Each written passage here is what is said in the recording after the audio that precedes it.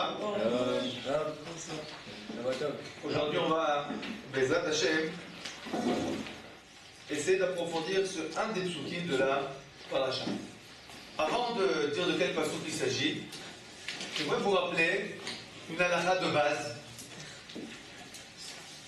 on va dire qui fait partie des fondements du judaïsme, à savoir que un prophète, si on veut vérifier la véracité de ses dires, alors on doit vérifier que ces dires, en fait, ils se réalisent. Si un prophète promet des choses et ces choses-là ne se réalisent pas, alors comment on va l'appeler ça? Un faux prophète. D'accord? Un faux prophète. Et quelle est la loi du faux prophète? Chayav mita. Il doit être mis à mort. Bon, c'était une introduction. Et maintenant, je vais vous lire les psukim qui sont marqués dans notre paracha. Et je vais vous demander de me dire où et à quel moment ces prophéties se sont réalisées. Je lis avec vous Perek Kavzaïn, Pasuk Kavzaïn.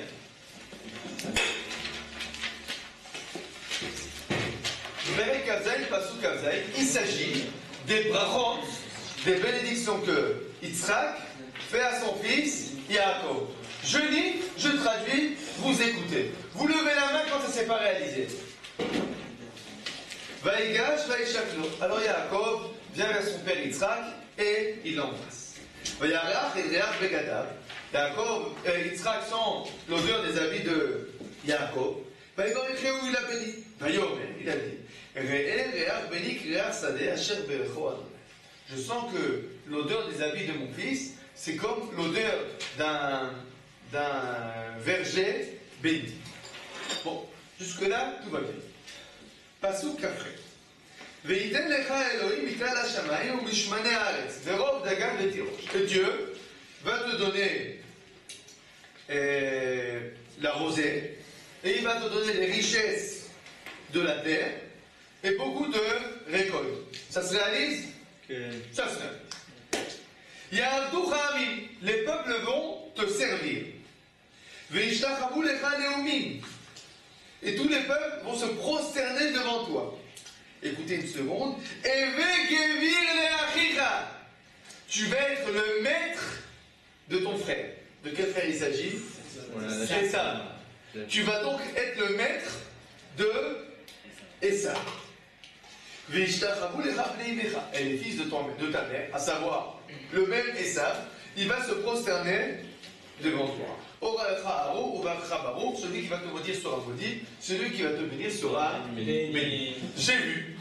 Vous avez levé la main. À quel moment vous avez levé la main?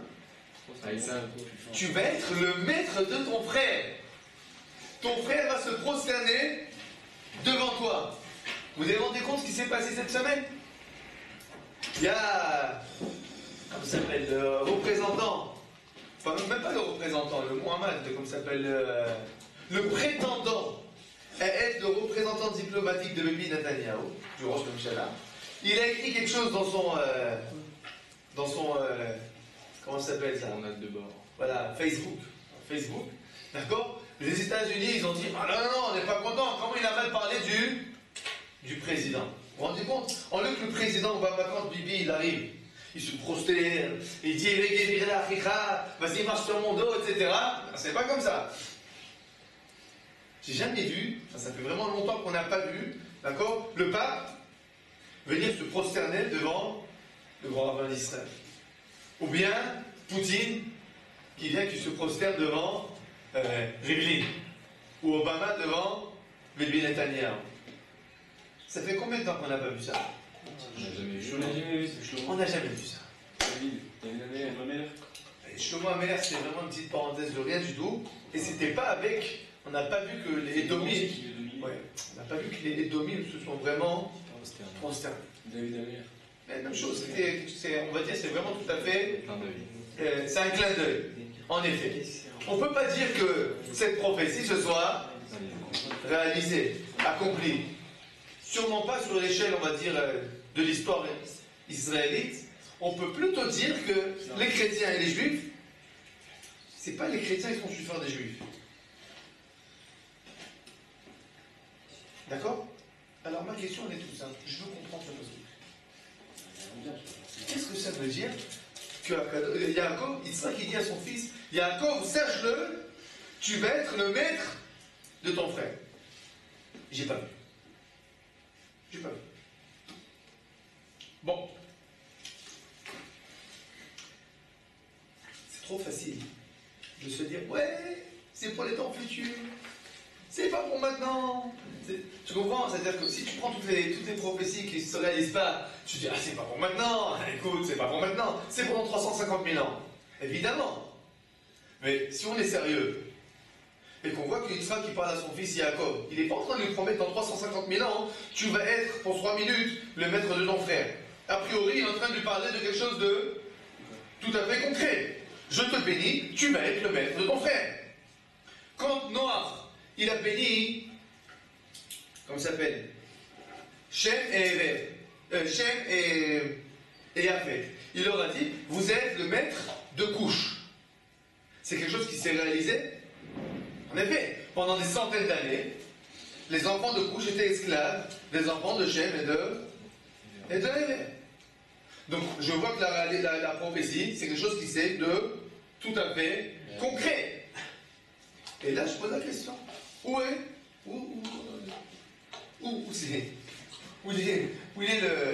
le frère qui se prosterne? Je ne l'ai pas vu.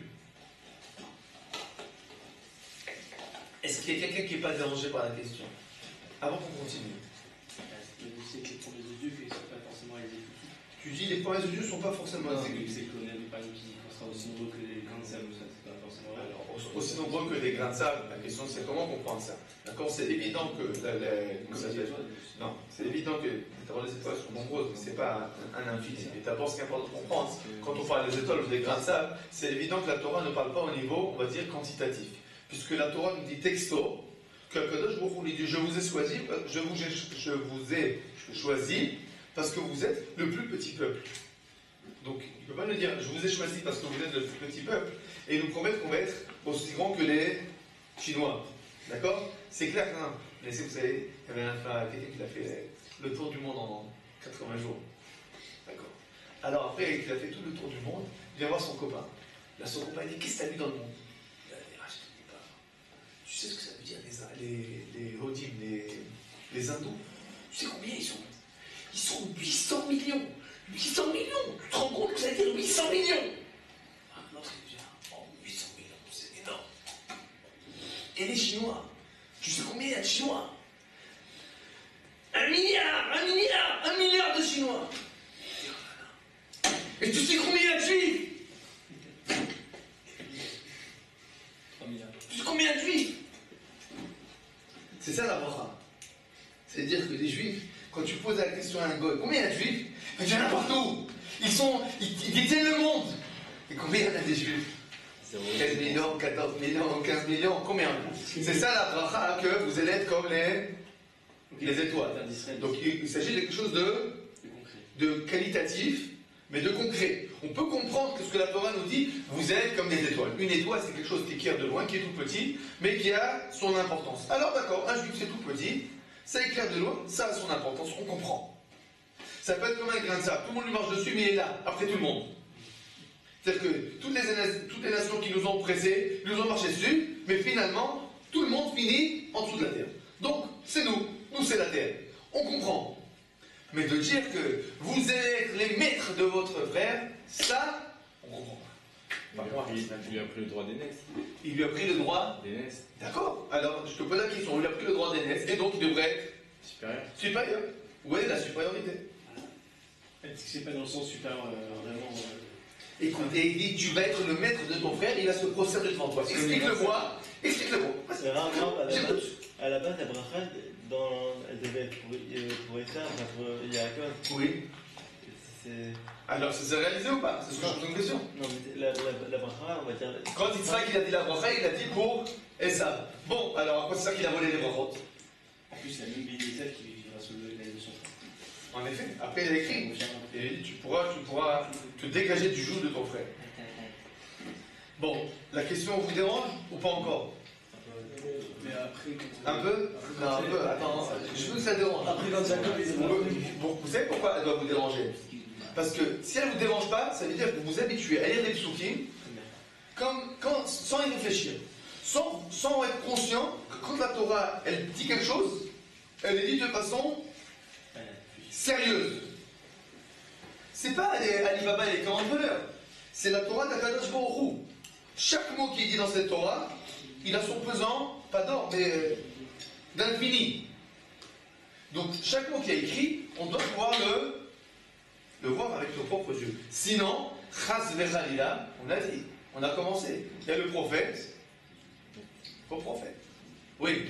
Peut-être quand il dit que Esav il se prosternera devant son frère, pour dire qu'en gros il se prosternera, mais genre spirituellement, ça veut dire physiquement il va pas le montrer, il va se cacher à lui-même, mais au fond de lui. Ça veut dire peut-être que Esav va montrer au fond de lui que quoi? Qu'il est inférieur. Mais je te donnais l'exemple rien que de cette semaine. Tu comprends? Un juif il fait comme ça. Et tout de suite, il y a tous les États-Unis qui lui sautent dessus. Que ça veut dire? Comment ça fait? Comment il parle comme ça de notre président? Bon, on va pas s'énerver trop pour ça, mais enfin, on attend les excuses, et il a bien fait de s'excuser, etc. Mais justement, cette réaction. J'ai entendu que la dernière fois que Obama il a dit quelque chose de mal, on l'est tombé dessus sur la tête, et il est venu en s'excusant, et bientôt on va envoyer des cadeaux. Mais cette réaction, justement, ça montre qu'ils sont plus bas. Eux, ils sont plus bas ou on est plus bas? Bah, qu'ils sont plus bas, ouais. Eux, ils sont plus bas? Ça, ils sont plus bas, ouais. Moi, je vois la réalité. Je vois la réalité, j'entends la radio, et je me dis, on n'est pas plus haut. Hein. On n'est pas plus haut. Ils sont loin de se prosterner. Bon, j'espère que la question vous dérange. Et si elle ne vous dérange pas, réfléchissez pour qu'elle vous dérange. Bon, maintenant, on va essayer de voir un autre texte. Un autre texte qui lui aussi est interpellant. Alors, vous avez la Gemara devant vous, la Gemara de Avodah Zarah. Ligne 9. Amar Rav Yehuda, Amar Shmuel. Rav Yehuda nous raconte la chose suivante. La Gemara de Avodah Zarah, c'est la Gemara qui parle de quoi? De Avodah Zarah, donc de l'idolâtrie. Alors, la Gemara, dans le cadre de l'étude de l'idolâtrie, elle rapporte plusieurs défaites des idolâtres. Et une défaite, c'est la fête suivante. Od Acheret Yesh Lahem Berom. Il y a une fête qui font ça à Rome, une fête romaine. Quelle est la fête qu'ils font à Rome? Achat Eshivim Shana, tous les 70 ans. Mais Vin Adam Shalem, on amène un homme sain de corps. Ou Markivin Oto à la dame Tripière, et on le met sur les épaules d'un homme boiteux. Le boiteux, ça vous dit quelque chose? Le boiteux? C'est qui le boiteux? C'est Yaakov. Yaakov le boiteux. Donc on met à Rome, on met un homme entier sur un homme boiteux. Et donc cet homme entier, comment on l'habille? Avec les habits de qui? De Adam Arishon. Ça vous rappelle quelque chose? C'est qui porte les habits d'Adam Arishon? Esav. D'après le Midrash, d'accord? Esav, c'est quoi les habits que Yaakov Hachamoudot, les habits spéciaux de Esav que Yaakov avait dit pour venir voir son père, et sur lesquels son père a dit: je sens l'odeur du Gan Eden. C'est quoi? C'est les habits de Adam Arishon.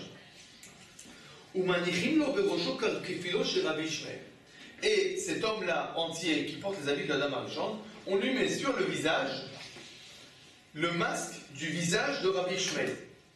Rabbi Ishmael ben Elisha Cohen Gadol, le célèbre de la chanson de Tania, vous connaissez? Alors,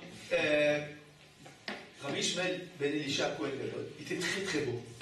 Et c'est un des 10 Asara Rogamachot, des 10 martyrs. Il était très beau. Et la fille du préfet romain, quand elle a vu qu'on allait le tuer, elle a dit: mais il est très beau, mais gardez-le en vie, je veux qu'il soit pour moi. Et le préfet lui a dit: on ne peut pas le garder, il doit être mis à mort. Il dit: mais je veux ce visage, il est magnifique ce visage. Alors le préfet a dit: il n'y a pas de problème, on va lui éplucher le visage. Et donc ils ont épluché le visage de Rabbi Ishmael et ils en ont fait un masque. Où c'est que se servait de ce masque?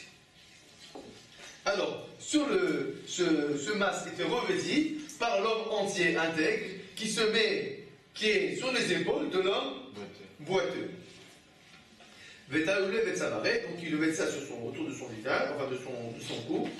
Non, Vetaoule Vetsavaré, il le met autour de son cou, Mitkal, Vatem, Zouza de Pisa, 212 de Pisa. Pisa, c'est en fait du diamant, quelque chose du genre, un matériel, ou de l'or pur, un matériel précieux, etc. Alors d'abord, c'est l'introduction, on n'a pas encore vu qu'est-ce qu'ils disent, qu'est-ce qui se passe dans cette fête. Mais d'abord, de qui s'agit-il? Alors vous avez tout de suite compris, de qui il s'agit? C'est qui le boiteux, et par-dessus l'autre, l'homme entier. C'est qui? C'est Yaakov et Esav. Yaakov, le boiteux, Esav, l'homme qui revêtit les habits de Adam à Rishon. Alors, on ne va pas lire le texte ensemble, mais vous pouvez lire vous-même le texte que je vous ai amené ici, Netzach Israël, Perek Tetzaïn. D'accord? C'est un texte du Maharal de Prague qui explique pourquoi Yaakov, il est boiteux, et Esav, il revêtit les habits de Adam à Rishon. Explique le Maharal de Prague. Écoute, le monde se divise en deux parties. Tu as le côté Yaakov et le côté Esav. Esav, c'est l'homme du matériel, l'homme de la réussite financière, l'homme de la réussite concrète. Yaakov, c'est quoi? Le spirituel. Maintenant, ces deux côtés-là, matériel et spirituel, finalement, ils viennent de qui? Adam Arishon. Adam Arishon, donc le premier homme. Dans ce premier homme, il y avait ces deux qualités. Finalement, il y a eu à un moment ou à un autre une certaine scission. Et il y en a qui ont pris le côté, on va dire, spirituel d'Adam Arishon, et d'autres qui ont pris le côté matériel. La Gemara nous dit, le visage de Yaakov, c'est le visage d'Adam Arishon. Qu'est-ce que ça veut nous dire? C'est quoi le visage? Matériel. On va dire, non, c'est pas le matériel. Le visage, c'est quoi? Le visage, en fait, on va dire que, on dit, Chochmat Adam Taïr Panam. La sagesse d'un homme, elle éclaire son visage. Quand tu vois quelqu'un, par exemple, je me rappelle une fois, j'avais, je sais pas, 14-15 ans, j'étais à l'école, et moi et ma cousine, on était dans la même école, et on avait le même rab. Il y avait un rab. Alors moi, c'est un rab que j'avais déjà depuis 2 ans. Elle m'a dit, comment il est ce rab? Alors je lui dis, comme ça, en tant qu'enfant, je lui dis, il est beau. Alors elle a regardé de là, elle m'a dit, non, il n'est pas beau. Je lui dis, moi je pense qu'il est beau. Bon, au bout de 3 cours, elle vient me voir, elle me dit, tu sais Ariel, tu as raison, il est beau.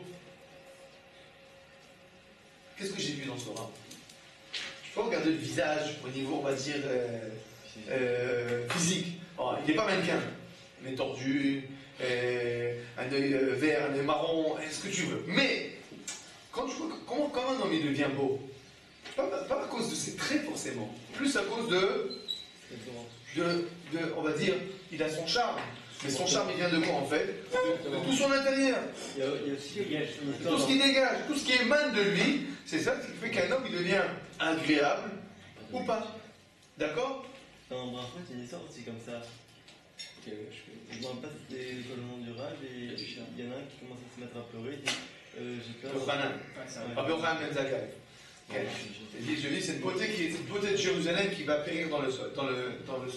En effet. Donc, ce qui s'est passé en fait, Yaakov, c'est quoi? Il a le visage de Adam Arishon. À savoir quoi? Il a le côté, on va dire, l'émanation intérieure de Adam Arishon. Le côté spirituel. Qu'est-ce qu'il a, Esav? Les habits. C'est quoi les habits? On va dire c'est le côté extérieur. Vous vous rappelez, on a parlé dans le dernier cours aussi de toujours ce problème-là, est-ce que tu copies extérieurement ou intérieurement? Yaakov, en fait, c'est lui qui est, on va dire, qui est le représentant de Adam Arishon au niveau spirituel. Yaakov, spirituel. D'accord? Et Esav, il prend le côté matériel. Maintenant, Esav, il ne s'arrête pas au côté matériel, il pousse, on va dire, à l'outrance cette recherche. Qu'est-ce qu'il prend comme masque? Le masque de Rabbi Ishmael ben Elisha Cohen Gadol. Alors, le Maharal n'explique pas ce que je vais vous dire maintenant, mais je vais vous dire quelque chose d'autre, une fois que j'ai entendu une explication extraordinaire.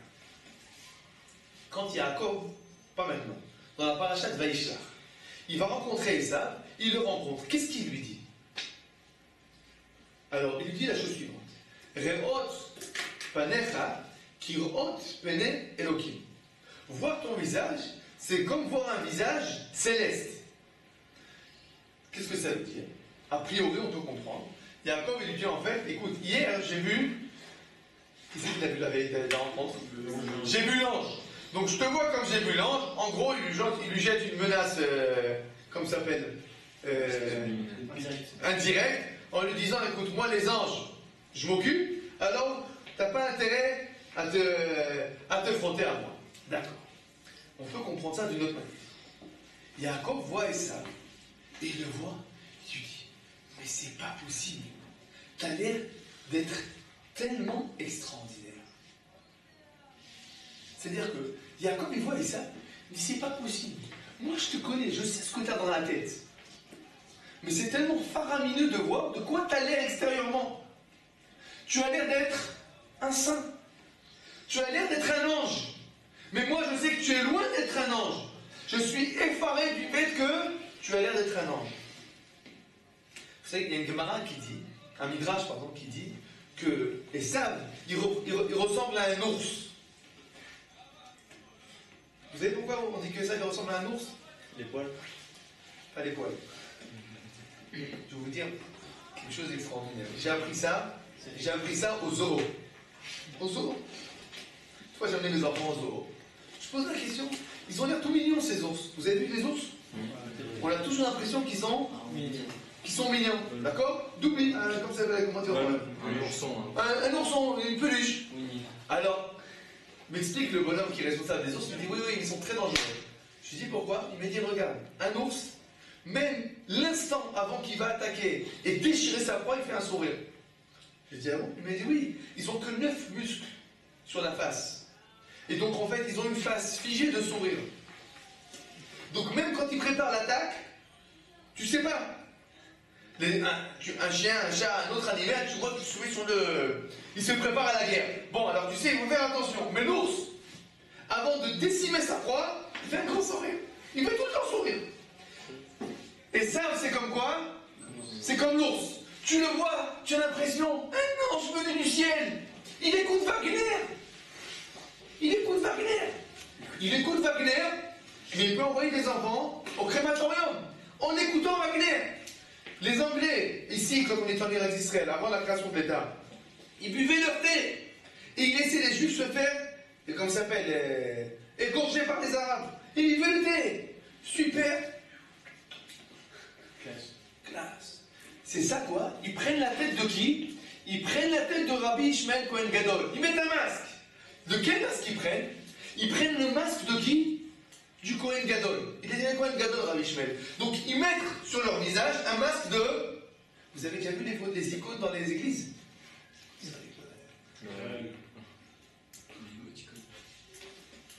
C'est-à-dire quoi? Tu as l'image du saint. En fait, l'image du saint, c'est quoi? Le bonhomme, tu as l'impression qu'il est un saint. Saint-Louis, vous avez entendu parler de Saint-Louis? Louis IX. Vous savez qu'il était loin d'être saint. Ah oui. Quand j'ai étudié l'histoire, quand j'étais petit, j'ai étudié Saint-Louis. Une fois, je dis, oh, papa, tu te rends compte? Saint-Louis, etc. C'est bien quand même. Les Goïms, ils ont aussi des... Comment ça s'appelle? Ils ont aussi des gens bien. Et mon papa, il me dit, tu sais combien de juifs il a tué celui-là? Je dis, non, il n'a pas tué. C'est même pas marqué dans les livres d'histoire. Il m'a dit, oui, je sais. Tu sais où il est mort? Je lui dis, ouais, il est mort en Tunisie. De la peste. Il m'a dit, mais pourquoi il est mort en Tunisie et pas en France? Je lui dis, ah, c'est une bonne question. Il m'a dit, il est mort en Tunisie, dans une croisade. Et en attendant, il a tué des milliers de juifs. Et il a brûlé le Talmud, etc. Donc, Saint-Louis. Magnifique. C'est ça en fait quoi? C'est Esav. Esav, de l'intérieur, il est tout pourri. Seulement de l'extérieur, il met quoi? Il met le masque. Et il a l'air d'être tout beau, tout pur, tout propre. Et donc, Esav, le représentant de la matérialité, il chevauche sur Jacob. On a compris le premier passage? On a compris. Maintenant, voyons voir ce qui se dit dans cette fête. Umachrizin lefanav. Je continue avec vous, ligne 13. Umachrizin lefanav. Et donc, on va déclamer devant cet homme entier qui chevauche sur, comment ça s'appelle? Sur le boiteux. Sar kiri plaster. le grand-père est un menteur. De quel grand-père il s'agit? Yitzhak. Achoua de Marana Zaïfana. Le frère de notre maître, c'est un Zaïfana, un usurpateur. Des Chami Chami ou de lo Chami lo Chami. Celui qui voit, il voit, celui qui ne voit pas, il ne comprend pas. Vois ce qu'a amené la truanderie au truand. De qui il s'agit? Yaakov. Qu'est-ce qu'ils sont en train de dire dans cette fête en fait? Il dit regardez, nous on chevauche sur qui? Sur Yaakov. Et pourquoi on chevauche sur Yaakov? Ils nous disent dans cette fête romaine. Parce que Yaakov, c'est un truand. Yaakov, c'est un truand. Il a menti à son père. Il a dit je suis ton frère, ton fils. Et ça, c'est pas vrai. C'est un menteur.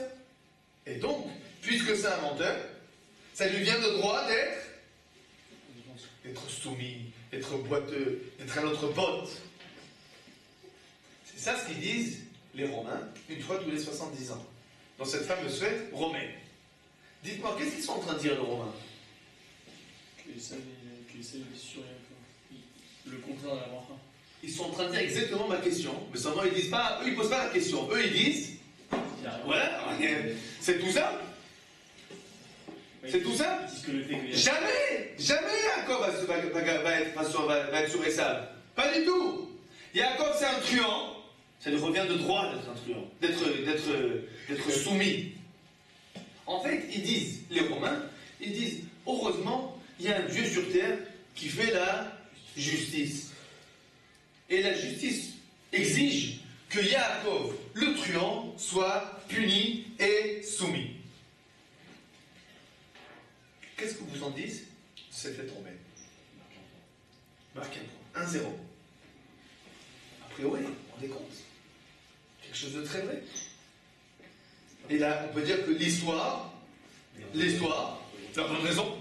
En plus, le mec, c'est allusion à la tune qu'il aime. L'histoire leur donne raison. Bon, encore une petite phrase. Amar Ravashi continue. Irshilan bien la Rechaim. Leur bouche les a trahis à ces gens qui font la fête, c'est des Rechaim, leur bouche les a trahis. S'ils avaient dit, c'est un truand, le frère de notre père, il n'y a pas trop. Eux, qu'est-ce qu'ils ont dit? Ils ont dit, le frère de notre maître est un truand. Alors, quand tu dis ça en hébreu, tu peux dire la chose comme ça. Le frère de notre maître, le truand. Vous avez compris? Il n'y a pas écrit comme ça. Il n'y a pas écrit c'est un truand, le frère de notre maître. Si ça avait été écrit comme ça, on aurait compris de qui il s'agit. Yaakov. Ils disent non, on peut lire ce qu'ils disent de façon différente. On peut dire comme ça. Ils ont dit le frère de notre maître truand. Alors, tu peux comprendre que le mot truand, il revient sur le mot le frère. Mais tu peux comprendre qu'il revient sur le mot notre maître. Et donc, en fait, ça veut dire quoi? Yaakov est véritable, est vrai, et Esav, c'est le truand. C'est bien beau ce qu'il dit Ravashi. On peut lire autrement leur phrase. Qu'est-ce que ça change? En quoi ça change? C'est eux les truands. Je comprends pas. Yaakov, il n'a pas truandé son père? Tu peux dire ce que tu veux, il a truandé son père. Parce que son père, après, il a accepté la candidature. Ouais, d'accord, il a accepté, mais truandé, il a truandé ou il n'a pas truandé? Oui. Et où Esav, il a truandé? Tu dis, ouais, le père de notre mec, le truand. Mais Esav, il n'a pas truandé, il a dit, je suis Esav, je suis Esav. Peut-être en fonction de par rapport à ça. Quel rapport avec Abraham? Parce que maintenant, ils étaient élèves avec Abraham quand ils étaient petits, à la mort d'Abraham, et ça, il est parti, il a fait exactement l'inverse que ce que Abraham lui a lancé. Et alors? Très bien. Et alors, du coup, c'est Esav le truand, puisque c'est lui qui a pas fait ce qu'Abraham a dit. Ah, oui, mais il a dit, je suis le fils, je suis ton père, je suis ton fils. Il n'a pas menti. Il a dit oui, je suis bien, je vais faire ça. Oui, je suis ton fils, je suis ton fils. Il a fait tout l'inverse. Alors, qu'est-ce que ça veut dire? Regarde, tu es en train de faire exactement attention au point. Qu'est-ce qu'il nous dit Ravashi? Il dit, tu sais, il y a truand, il y a truand. Il y a truand, il y a truand. Vous savez, on dit la chose suivante. On dit, un petit voleur, un petit voleur, il vole contre la loi. Un gros voleur, il vole avec la loi. Et un énorme voleur, il fait la loi. Il fait la loi. D'accord? Ça veut dire quoi? Ça veut dire que tu as la personne qui va être respectueuse de la loi, mais en fait, dans l'âme, c'est un truand. Pourquoi dans l'âme, c'est un truand? Parce que, par exemple, c'est un avocat. Mais qu'est-ce qu'il cherche l'avocat dans la loi? Comment faire en sorte de faire exactement le contraire de la volonté du législateur, tout en restant fidèle à la formalité de la loi. Ça veut dire, il y a écrit quelque chose, ah, je fais exactement ce qui est marqué. Mais dans l'essence, je fais exactement le contraire. C'est quoi Esav? Officiellement, tout net, tout beau, tout propre. Respecteur 100% de la loi. Officieusement, dans l'essence, qu'est-ce qu'il fait? Est-ce qu'il est vraiment fidèle à son père et à son grand-père? Pas du tout. Il est fidèle au niveau, on va dire, au niveau législatif, au niveau technique, au niveau extérieur. Il met le masque. Mais dans l'intérieur, il est avec? Pas du tout. Bon, Yaakov.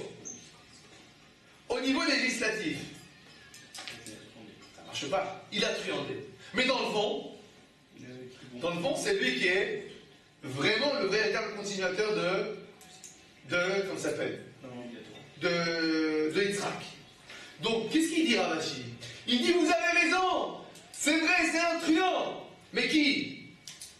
Vous dites, le truand, c'est notre père. Mais vous ne savez pas lire. Moi, je dis dans les lignes. Viens, on va comprendre le sens profond de ce que vous avez dit. Vous avez dit, c'est un truand, vous avez raison. Le véritable truand, c'est qui? C'est votre père. Parce que, si on a le choix de respecter l'essence de la loi, ou de respecter la formalité de la loi, qu'est-ce qu'il faut véritablement respecter? L'essence. C'est vrai. C'est vrai. On a deux personnes là. Tu as la question, est-ce qu'il faut respecter, on va dire, la loi comme elle est écrite, ou est-ce qu'il faut respecter la volonté du législateur? Quelle réponse va te donner qui? L'homme de morale va te dire, respecte l'esprit. D'accord? L'homme qui n'est pas de morale, qu'est-ce qu'il va te dire? Plus important, c'est que tu puisses rentrer dans le comment ça s'appelle, dans le cadre, dans ce qui est écrit. Donc, le malfaiteur, le Al Capone, le mafiosi, il va prendre le bon avocat qui va lui expliquer comment faire pour truander complètement sans jamais pouvoir se faire attraper. Est-ce que c'est véritablement un homme respectueux de la loi?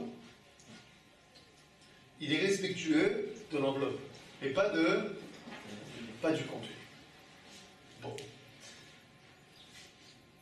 Alors Ravashi nous explique en fait, leur fête elle est bien jolie, mais ils ont raison, ils n'ont pas raison. On a pris Ravashi, non? Ils n'ont pas raison. Mais alors je se pose une question. Si c'est comme ça, alors pourquoi? Si c'est véritablement Yaakov le véritable continuateur et Esav c'est un truand, alors pourquoi? Alors pourquoi c'est pas Yaakov qui est sur Esav? Pourquoi c'est Esav qui est sur Yaakov? C'est-à-dire, c'est bien joli de m'expliquer la loi, la raison, le moussard, comment ça s'appelle, la morale, etc. etc. Bon, bah, finalement, on va dire Shura Tartona. En gros, c'était concrètement, dernière ligne, qu'est-ce qui se passe? C'est qui est sur qui? C'est Yaakov qui est sur. C'est ça qui est sur Yaakov. Il faut comprendre ça. Pourquoi? Nous allons lire quelques textes avec votre permission. Je vous demande de vous émouvoir de ces textes parce qu'ils sont frappants. Ligne 31. Kishmoa Esav est Ibrahim. Esav entend les paroles de son père, à savoir, il lui dit, sache, j'ai béni ton frère. Amar Rabbi Raïna, Kol Mishu Omer Shakadosh Borou Vatran. Tout celui qui dit qu'Akadosh Borou, il est Vatran, c'est un. Vatran.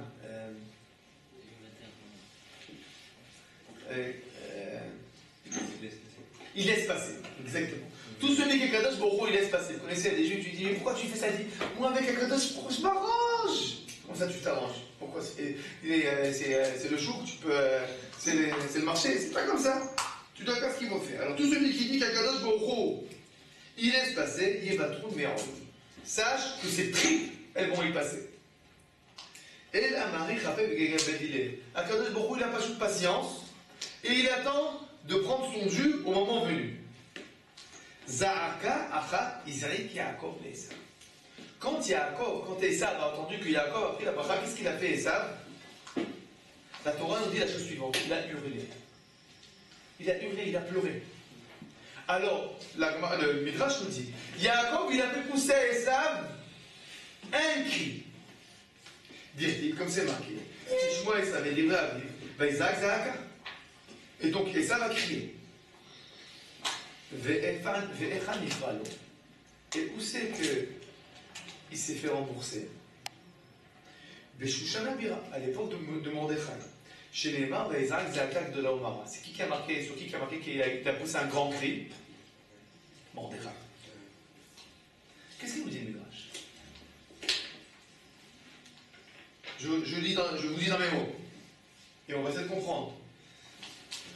Le Midrash nous dit comme ça. Et ça va pousser un cri. Pourquoi il a poussé un cri? Il s'est fait voler. Il s'est fait voler. Ce cri-là qu'il a poussé, est-ce qu'il est resté impuni? Non. On va être puni sur ce cri. Je vais dire de façon, on va dire de façon très dure. Le Zohar nous dit après, il y a le texte du Zohar, on va raconter le Zohar ensemble. Vamar Rabbi Yitzhak, pour Naka d'Israël, l'Otalia et la Bébéri. Sache que la délivrance d'Israël, elle dépend du pleur. Quand on aura pleuré contre tous les pleurs qu'a pleuré Esav. Vous avez compris? Non? J'explique. On a eu l'Inquisition, on a eu les pogroms, on a eu les croisades, on a eu la Shoah. Tout ça pourquoi? Parce qu'on doit pleurer contre le pleur que Esav a pleuré. Oui, ça a commencé avec Mordechai, mais ça continue. Le Zohar nous dit, tant qu'on n'aura pas pleuré tous les pleurs qu'il faut pleurer contre les pleurs de Esav, eh bien, on n'aura pas la délivrance. Comment ça, les pleurs d'Esav? Hein? Comment ça, les pleurs d'Esav? Esav, quand il a entendu qu'Yaakov l'a truandé, il a pleuré. Truandé, c'est-à-dire? Il a volé sa bracha. Ouais. Il a volé sa bénédiction. Ah, il a pleuré. Il vient voir son père et lui dit, bénis-moi. Son père lui dit, je ne peux pas, ton frère il a déjà pris la bracha. Le passouk nous dit, Esav a hurlé et il a pleuré. Et il a dit, je t'en prie, mon père Yitzhak, tu n'as pas encore une bracha à me donner? Et Yitzhak lui dit, non, j'ai déjà tout donné. Et il commence à pleurer, Esav. Ces pleurs-là que Esav a pleuré, ces cris que Esav a crié, ben, il faut payer dessus. Il faut payer, c'est pas gratuit. C'est pas gratuit. Et comment on paye? Avec tout ce qu'il y a eu depuis. Avec tout ce qu'il y a eu depuis. Encore un texte. Vaïstom Esav. Une fois qu'Esav il a entendu tout ce qui s'est passé, le pasteur nous dit que Esav, il a dit Vaïstom Esav. Esav, il a scellé dans son cœur Yaakov. Qu'est-ce que ça veut dire? Ça veut dire que dans le pshat du texte, ça veut dire que Esav, il a décidé, ça y est, je coupe les ponts avec Yaakov, je vais le tuer, etc. Le Midrash nous dit, Amar Rabbi, Elazar Rabbi aussi, Santiro, il est devenu sénateur. C'est quoi Vaïstom? C'est Santiro, il est devenu sénateur. En gros, qu'est-ce que ça veut dire? Pour pouvoir, on va dire, accomplir, exécuter sa vengeance contre Yaakov, et il lui doit une vengeance, et il a le droit à la vengeance, c'est pour ça qu'il est sénateur. Ça veut dire en gros que tout ce qu'on va trouver maintenant, jusqu'au jour d'aujourd'hui, la puissance à Rome, à Esav, c'est pourquoi? Pour expier la truanderie de Yaakov. Oui. Mais ça sous-entend que ce que Yaakov a fait, c'était pas bien. Ah, la question se pose, on vient d'expliquer, Ravashi vient de nous dire que... En plus, c'est quelqu'un qui a son père. On vient d'expliquer que Ravashi nous dit, mais non, le vrai truand c'est qui? C'est Esav. Le vrai truand c'est Esav. Lui, il dit, moi je respecte la loi, je fais tout ce comme il faut. Moi en fait, c'est un truand, c'est un mafiosi ce Esav. Et Yaakov, bon, c'est vrai qu'il n'a pas fait la loi comme il faut. Mais dans l'esprit, il est vraiment fidèle. Il fait vraiment la loi. C'est lui qui vraiment qui est respectueux. Alors comment maintenant le Midrash vient nous dit, tu sais, pourquoi on souffre pendant des années, des années, des années? Parce que Esav, il a crié à cause de Yaakov. Bien fait! Pas forcément bien fait, en tout cas, c'est pas... Bien fait! Menteur, truand! En plus, tous les problèmes du peuple juif, normalement, c'est... Tous les problèmes du peuple juif, c'est ça. Vous vous rendez compte? Tous les problèmes du peuple juif, c'est parce que Yaakov, il a truandé son père. Normalement, c'est pas la mère. Parce que la mère de Yaakov qui a poussé à Yaakov, elle a pas dit la malédiction. Oui, mais voilà, oui, mais c'est sur lui. C'est vrai qu'il n'a pas été maudit, lui, dans sa vie lui-même. Mais on paye. Oui, c'est ça. En plus, il n'y a rien, vous vous rendez compte, il n'y a rien de gratuit. Il n'y a rien de gratuit dans le frontier. Il n'y a rien que tu vas faire de mal et qui va être impuni. En plus, cette cas, elle a dit qu'elle prenait la malédiction de Yaakov sur elle. Je veux dire. Bon. La question est claire? Ça veut dire chaque fois qu'il y a un Goïtikou, on doit apprendre des trucs comme ça? Ouais. C'est clair? Bon, on doit comprendre maintenant qu'est-ce qui se passe.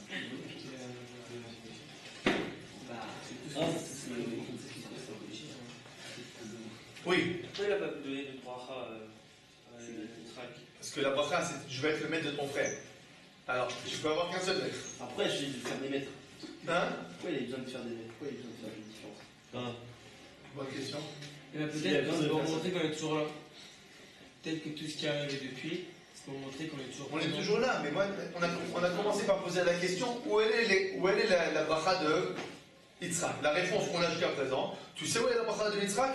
Elle attend d'être accomplie. Mais qu'est-ce qu'il faut pour qu'elle soit accomplie? Il faut d'abord qu'on pleure. Tout ce qu'on a fait subir à Esav, il faut d'abord qu'on le subisse nous-mêmes.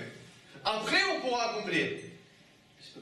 Mais la question, c'est pourquoi on doit subir? Finalement, c'est nous qui avons raison. Quoi? On aurait voulu que Yaakov, il ne reçoive pas la bracha? Que ce soit Esav qui reçoive la bracha? Quoi, tu aurais voulu donner à l'Iran la bombe atomique? Il faut être fou. Regarde, c'est exactement ce qui se passe aujourd'hui, l'Iran. Non, on fait tout comme il faut, on fait la loi, on est tout respectueux. Mais tout le monde comprend que c'est une façade, et ce qui se passe derrière, c'est contrairement contraire.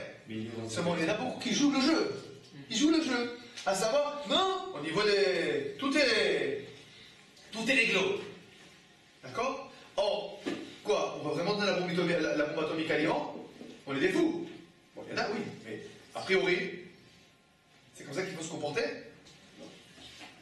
Oui. Mais l'Iran, c'est pas ça, c'est pas Ishmael. Non, oublie maintenant l'Iran et Ishmael. Tu as raison, je te parle le principe.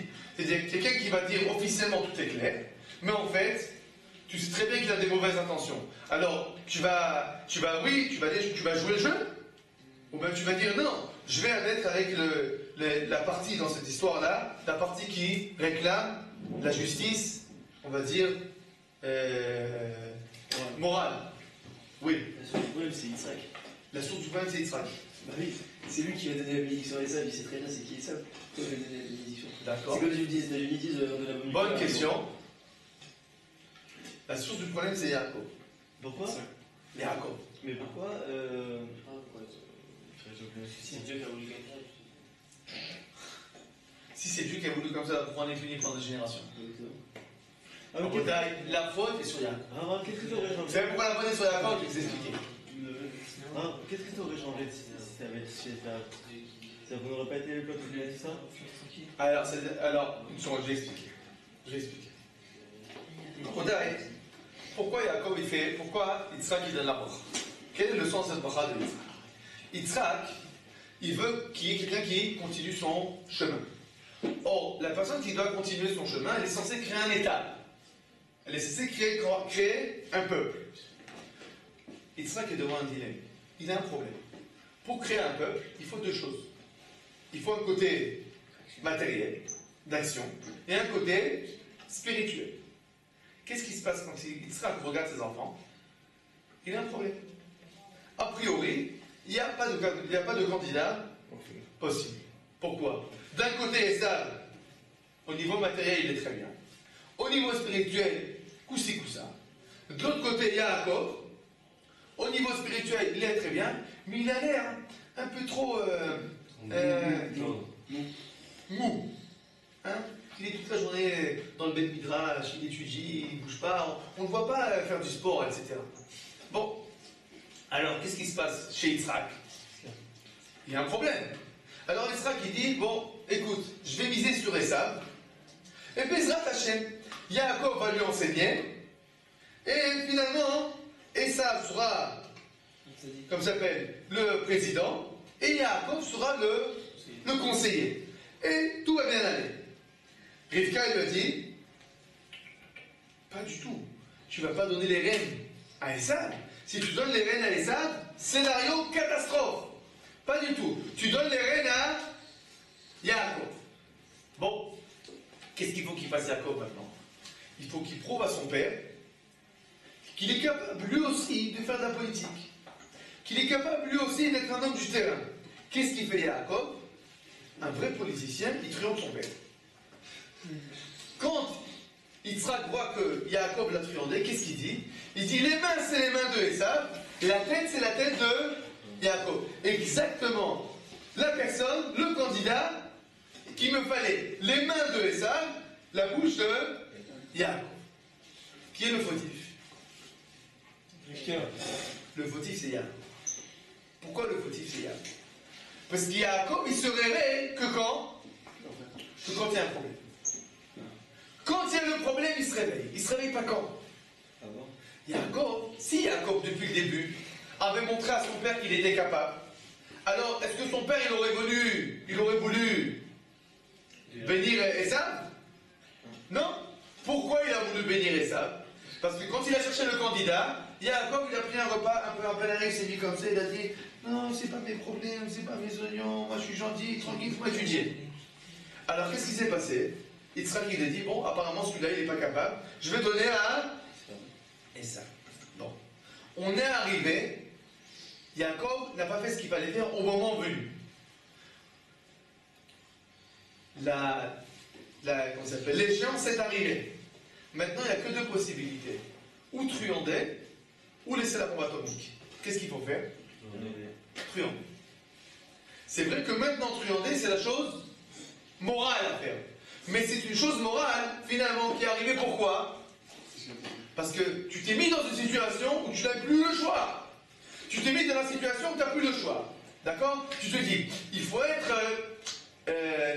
Je vais dire, j'habite en France, et je vais dire, nous devons quitter la France. La France n'est pas notre pays. Ah non, c'est pas possible. C'est pas moral de parler comme ça. Tu habites là-bas, tu ne vas pas cracher dans la soupe quand même.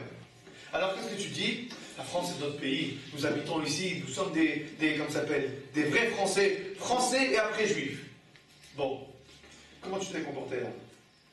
Alors, a priori, tu t'es comporté moralement, puisque tu es dans tu habites là-bas. Tu peux pas cracher dans le visage à des gens qui te donnent tout ce qu'ils te donnent.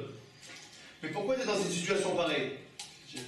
Eh bien, pourquoi tu n'es pas venu au moment où il fallait venir? Viens ici, viens dans ton pays, et tu n'as pas besoin d'être moral et reconnaissant en te mettant en danger. Ça veut dire que l'homme, des fois, il se crée des situations, et après, quand il est dans une situation, il se trouve dans un mauvais satouf, devant un mur. Et maintenant, il n'a plus que deux choix. Ou être, on va dire, ou être Nehman, ou être fidèle à la loi, ou être fidèle à la morale. Mais pourquoi tu es dans cette situation pareille où tu dois choisir? Tu n'es pas censé choisir des choix pareils. Tu es censé être et fidèle à la loi et fidèle à la morale. Si tu es arrivé dans une situation où tu n'as plus le choix que de choisir ou l'un ou l'autre, bon, c'est vrai, tu n'as pas le choix. Choisis la morale. Mais tu payeras le prix. Tu payeras le prix que tu t'es mis dans une situation pareille. Yaakov, il a fait ce qu'il fallait faire. Évidemment. on n'allait pas prendre Esav, on n'allait pas laisser Esav prendre les bénédictions. Ça aurait été donner la bombe atomique à l'Iran. Mais la question n'est pas est-ce qu'il fallait le faire ou pas le faire. La question c'est pourquoi tu es arrivé dans une situation pareille? Pourquoi tu n'as pas fait ce qu'il fallait faire avant? Ça veut dire que dans la vie, on doit se poser des questions quand on est dans l'impasse.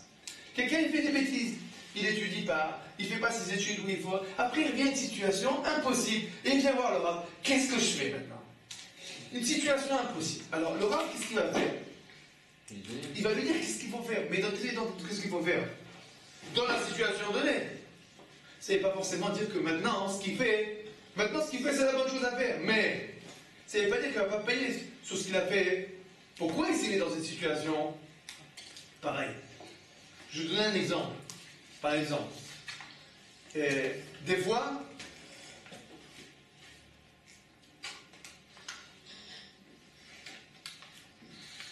un exemple très concret. Regarde. Vous savez qu'il y a toujours une grande polémique en Eretz Israël. Est-ce qu'il faut construire officiellement, enfin, de façon légale ou pas légale, dans tout ce qu'on appelle la Yetiyashut, les colonies? D'accord? Est-ce que c'est au point de vue légal? Disons qu'au point de vue légal, on n'a pas le droit. Est-ce que ça dépend de construire? Qu'est-ce que l'exigence morale exige? De construire. Mais le problème, c'est quoi? On n'a pas le droit. Alors qu'est-ce qu'on doit faire? Qu'est-ce qu'on doit faire? On doit construire. On doit construire. D'accord. Si tu as la morale ou la loi qui s'opposent, il faut aller avec la loi, avec la morale. Mais ça veut dire qu'on est blanc, il n'y a pas de problème? Non, la question c'est, mais pourquoi tu es arrivé dans la situation où tu dois te retrouver en la loi? Si tu travaillais de façon normale, tu aurais fait en sorte que la loi dise qu'il faut que tu construises. Donc, on ne peut pas toujours dire, écoute, j'ai pas le choix, je suis obligé d'aller contre la loi pour être moral. Mais pourquoi tu es obligé? C'est ça la question. Pourquoi tu t'es mis dans une telle situation? D'accord? Il y a beaucoup de choses comme ça dans la vie. Quelqu'un veut fonder une famille. Des fois, il y aura des problèmes comme ça, des dilemmes comme ça. Mais pourquoi tu es dans une situation pareille? Il faut faire les choses, il faut réfléchir. Il faut réfléchir avant. Il faut réfléchir à long terme. Ça veut dire quoi? Où c'est que je vais étudier? Où c'est que je vais faire mes études? Avec qui je vais marier? Comment je vais fonder ma famille? Comment je vais éduquer mes enfants? Pas attendre d'être dans l'impasse. Pas attendre d'être dans l'impasse. Toujours vérifier les choses avant. Ce qu'on a appris finalement de cette paracha, c'est que c'est vrai que s'il y a la loi ou la moralité, alors la morale prime. Mais on n'est pas censé arriver là. On est censé faire et la loi et la morale. On est censé allier la loi à la morale. Et si on est arrivé dans la situation où on n'est pas capable de faire les deux, alors sur ça, on paiera. Et c'est exactement ce qu'on apprend de ça. Finalement, Yaakov, il a fait ce qu'il fallait faire. Il n'y avait pas le choix. Mais on paye dessus. Des générations et des générations. On paye dessus sur le bon choix. Au bon moment, mais trop tard. Il fallait décider ça avant. Il fallait que Yaakov vienne avant et dire à son père, papa, je suis là. Vous savez ce qui s'est passé? C'est exactement ce qui s'est passé dans la création de l'État aussi. La création de l'État, c'est quelque chose de bien à faire? Très bien. Qu'est-ce qui s'est passé avec les Juifs pratiquants? Quand on a commencé à parler de créer un État, les Juifs pratiquants se sont mis en retrait. Qui c'est qui a créé l'État? Les Juifs pas pratiquants. Après que les Juifs pas pratiquants, ils sont là, et ils ont fait plein de choses, les Juifs pratiquants, ils viennent et disent, c'est pas normal, pourquoi on fait des choses pas comme il faut, etc., etc. Et on se retrouve en situation de conflit. Mais pourquoi on est en conflit? Parce qu'on n'était pas là quand il fallait. On n'était pas là quand il fallait. Alors on doit apprendre de ça une grande morale. Il faut anticiper dans la vie. Quand on voit qu'il y a quelque chose qui se prépare, il faut réfléchir. Est-ce que je ne vais pas me retrouver dans une situation impossible? Et si la chose elle est bien à faire, alors je ne vais pas commencer à me dire, à devenir comme ça s'appelle, humble, et dire non, pas moi, pas moi. Non, toi. Si quelque chose de bien à faire, fais-le toi. Laisse pas des gens moins bien que toi faire les choses, et après tu vas devoir te plaindre. C'est pas la méthode. Il y a quelque chose de bien à faire, saute sur l'occasion. Fais-la toi, de façon à ce qu'elle soit bien faite. Par exemple, je vous êtes dans une école, on va demander des parents, des responsables, comment ça s'appelle, des délégués de parents pour décider de la politique de l'école. Alors, tu peux tout le temps dire, moi j'ai pas de temps, je peux pas, bon, j'ai plein de choses à faire, etc. Que les autres ils font. Bon, il y a les autres, c'est qui les autres? Alors finalement, il va y avoir un parent qui n'est pas tellement pratiquant, qui n'est pas tellement... quand il faut donner encore une heure de Torah ou une heure de cinéma, il va dire, viens leur donner une heure de cinéma, etc. Et qu'est-ce que tu vas faire après? Tu vas dire, non, je suis pas d'accord, c'est pas normal, etc. Tu vas lui faire la guerre à ce parent. Non, ce parent qui va pleurer parce que tu lui fais la guerre, il a raison ou il n'a pas raison? Il n'a pas raison. Il n'a pas raison. C'est toi qui as raison. Il vaut mieux, si encore une heure, la donner pour l'étude que la donner pour le cinéma. D'accord. Mais le fait qu'il pleure, c'est la faute à qui? C'est ta faute. Sur ça, tu vas payer. Et après, tu aurais dû faire? Eh ben, tu dois être délégué quand on demande à déléguer les parents. Non, qu'est-ce qu'il aurait dû faire, Jacob? Ah, qu'est-ce qu'il aurait dû faire? Jacob, il aurait dû anticiper. Dire à son père, papa, tu cherches à bénir quelqu'un, je suis là. Papa, je suis capable. Jacob, juste à ce moment-là, il s'est caché. Il était Yoshev Ohalim, il était enfermé dans la tente. Enfermé dans la tente, c'est bien. Dans le Beth Midrash, c'est bien. Magnifique. Mais il y a des moments où il faut savoir sortir. Et si tu ne sais pas sortir quand il faut, finalement, tu vas payer le prix. Oui. Mais finalement, la bracha, c'est qu'on est maître des sables. Et c'est quoi l'explication? Parce que là, on voit quand même qu'on n'est pas les maîtres des sables. On n'est pas les maîtres des sables parce qu'on doit d'abord payer le prix du fait qu'on a reçu cette bracha en faisant souffrir les sables. Et une fois qu'on aura tout payé, on deviendra les maîtres. Exactement. C'est exactement ce que nous dit le Zohar. Le Zohar nous dit, quand on aura pleuré toutes les pleurs qui sont nécessaires pour expier les pleurs de Esav, alors là, la bracha de Yaakov, comment ça s'appelle, de Yitzhak pourra se réaliser. Vous comprenez comment c'est l'impact de ces paroles? C'est une exigence morale extraordinaire. C'est-à-dire que la Torah exige de nous d'anticiper, d'avoir un pas en avant et de réfléchir. Est-ce que je ne vais pas regretter le fait que j'ai pas fait ce qu'il fallait faire au moment où il fallait le faire? Qu'est-ce que ça change? Entre les cas, si Dieu il avait prévu qu'il y aurait un Moshe qui serait le peuple élu et tout ça. Ça aurait pu être de façon tout à fait claire, à savoir que Yaakov, depuis le début, il dit à son père, papa, je suis là, tu peux me bénir à moi, recevoir toutes les brachot. Et ça, c'est pas la peine. Et ça, il n'aurait pas pleuré, parce que si depuis le début les choses étaient claires, pourquoi Esav il pleure? Parce que son père a dit, je vais te bénir. Et qu'est-ce qui se passe? Finalement, il est tout déçu. Mais pourquoi il est déçu? Parce qu'il s'attendait à être béni. Mais pourquoi il s'attendait à être béni? Parce que son père lui a dit, je vais te bénir. Si son père ne lui avait pas dit, je vais te bénir, qu'est-ce qui se serait passé? Il n'aurait pas été déçu. Il n'aurait pas été déçu. Il n'aurait pas pleuré. Il n'aurait pas pleuré. Nous aussi, on n'aurait pas pleuré. Mais j'ai une question, moi. Est-ce que si Esav il avait reçu la bracha, est-ce que non, c'est toujours le peuple élu? Si Esav il avait reçu la bracha, Oui. il y aurait eu un problème. Parce que Yaakov, c'est l'aîné, de droit et de fond, et Esav, c'est un truand. Donc il y aurait un problème. C'est pour ça qu'on n'avait pas le choix. Non, mais est-ce qu'on serait. Donc en partant, c'est pas le peuple élu si ça Il y aurait eu un problème. Il y aurait eu, on va dire, une contradiction entre la bracha et ce qu'il faut être. Donc il y aurait eu un problème. Comment ça, il y a Hein? Ouais, c'est lui, c'est. Yaakov, c'est. Bon, vous savez, pour expliquer de façon un peu comprendre. Yaakov, c'est le véritable aîné comment ça s'appelle? De Yitzhak. C'est-à-dire que Yaakov, c'est le premier qui a été conçu. Seulement, il est sorti en deuxième. Donc, quand il a récupéré le droit d'aînesse, c'est récupérer le droit de la conception. Comment c'est ça? C'est des midrash, etc. Dans les midrash. D'accord?